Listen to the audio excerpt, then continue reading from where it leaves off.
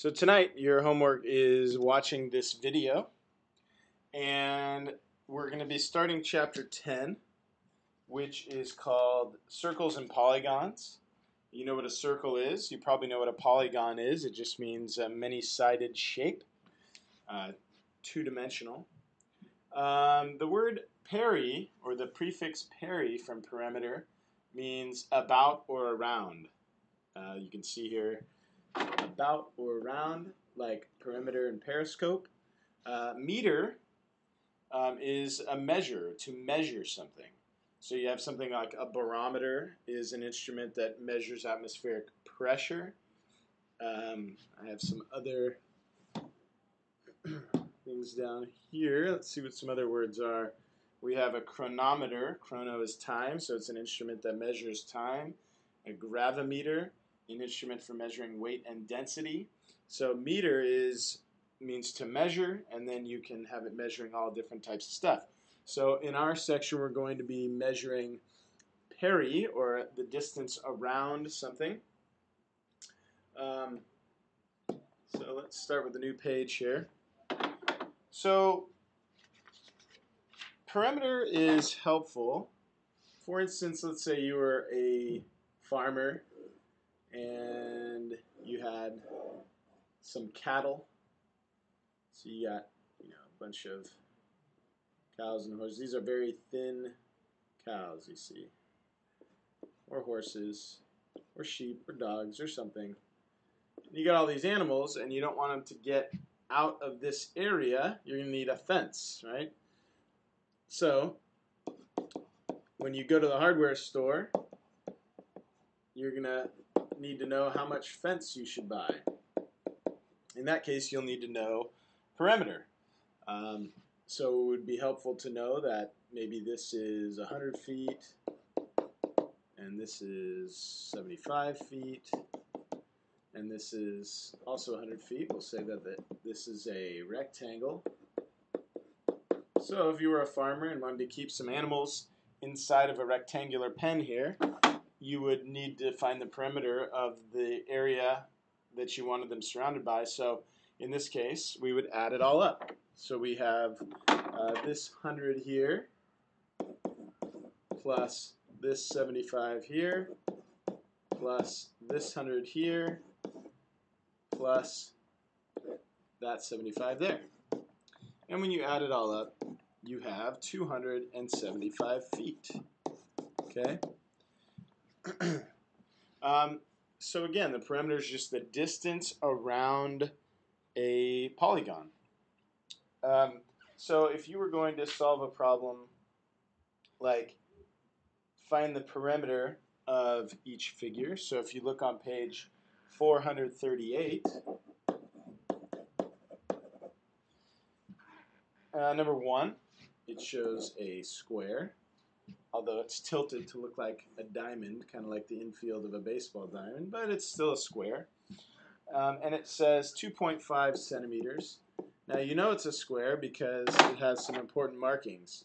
It has these markings, which you know to mean 90-degree angles, which squares must have. It also has these little hash marks here. And when a shape has hash marks on it, each line that has a hash mark through it is the same measurement as a line that has another hash mark through it. For instance, these blue hash marks are saying that every one of these is 2.5 centimeters. So we can just say 2.5 centimeters, 2.5 centimeters. And so to find the perimeter in this case, it would be 2.5 plus 2.5 plus 2.5 plus 2.5, which equals 10 centimeters. Another way of doing that for a square is, since there's 4 of them and they're all the same, you can just multiply. So that would give you the same thing. So to talk about these hash marks again, if I had drawn a picture like this,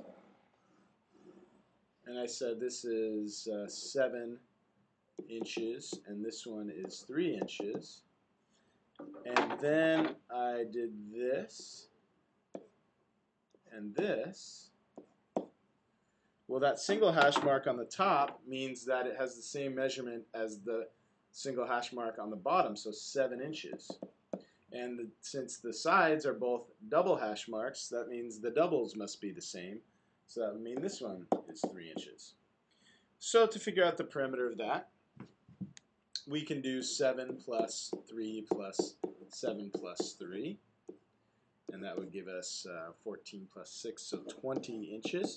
Another way to do it with a rectangle is, you know, there's going to be 2 that are 7 inches, so you can say 2 times 7, and then you're going to add that to the 2 3's, so 2 times 3,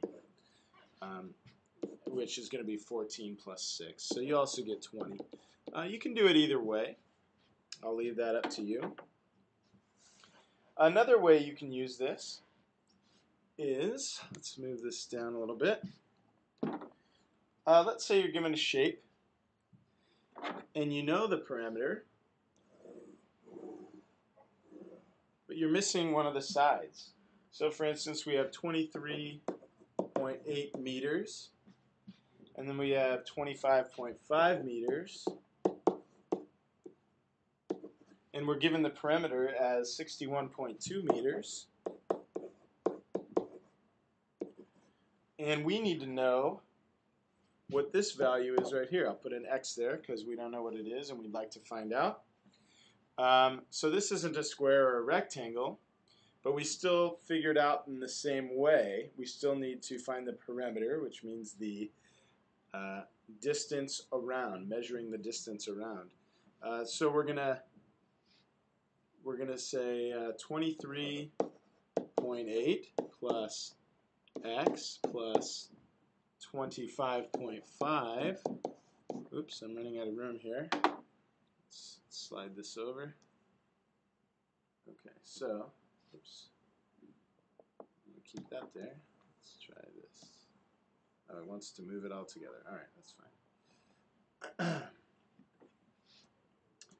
All right, so here's the X. So we have our 23.8 plus X plus 25.5.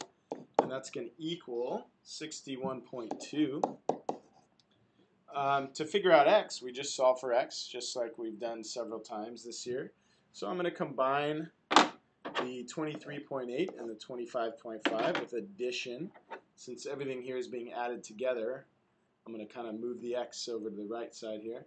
So 23.8 plus 25.5 is 49.3. So we have 49.3 plus X equals 61.2. Now I'm going to subtract that 49.3 from both sides, leaving us with an X over here on this side. And what do we got here? We're going to have to do some borrowing. So we have a 9 here. Remember to line up all your decimals when you're subtracting decimals. So it looks like we have 11.9. So X equals 11.9. What I'd recommend doing is doing a little estimation, see if that makes sense. So we have about 24 plus about 12, that's 36, plus about, I don't know, 26. 36 plus 26 is about 62. So we're real close with 11.9, so we can be pretty confident with just an estimation there. So those are some of the uses of perimeter. I kind of use the idea of perimeter when I'm walking back to my car after work. I know I can either walk out the front driveway and make a left and go across Second and get into the parking garage. So that would kind of be using the perimeter of from the driveway to the sidewalk, kind of the perimeter of this block here. But I also know I can cut through the hospital parking lot and cross the street over there. So I kind of use the idea of perimeter or distance around in that way. So the next section is on circles and circumference. So I'm going to stop the video here to keep it under 10 minutes, and then I'll put on, make a new video for 10.2.